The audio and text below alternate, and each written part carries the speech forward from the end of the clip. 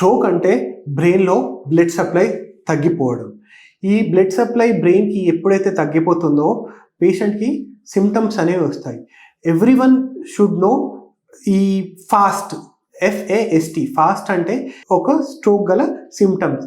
Facial weakness కానీ, arm weakness కానీ, లేకపోతే స్పీచ్ డిఫికల్టీ కానీ, ఇట్లా ఏవైనా పేషెంట్లో ఈ సిమ్టమ్స్ చూస్తే ఇమ్మీడియట్గా స్ట్రోక్, పక్షవాతం వచ్చింది అని మనం ఇమ్మీడియట్గా డయాగ్నోస్ చేయాలి. అండ్ మనకి బ్రెయిన్లో ఒక రక్తనాళం బ్లాక్ అవ్వడం వల్ల న్యూరాన్స్ అనేవి ఎవ్రీ మినిట్కి 1 బిలియన్ న్యూరాన్స్ చనిపోతూ ఉంటాయి. మన ఎన్ని న్యూరాన్స్ అయితే చనిపోతాయో అంత బ్రెయిన్ డిస్ఫంక్షన్ అనేది అవుతుంది. పేషెంట్కి పక్షవాతం వల్ల సైడ్ ఎఫెక్ట్స్ అనేది అంత సిగ్నిఫికెంట్గా ఉంటాయి. మనం ఈ ఏదైతే బ్లాక్ ఉందో దీన్ని ఎంత త్వరగా బ్లాక్ని ఓపెన్ చేస్తే పేషెంట్ విల్కి మనకి అంత త్వరగా రిజల్ట్స్ అనేవి ఉంటాయి.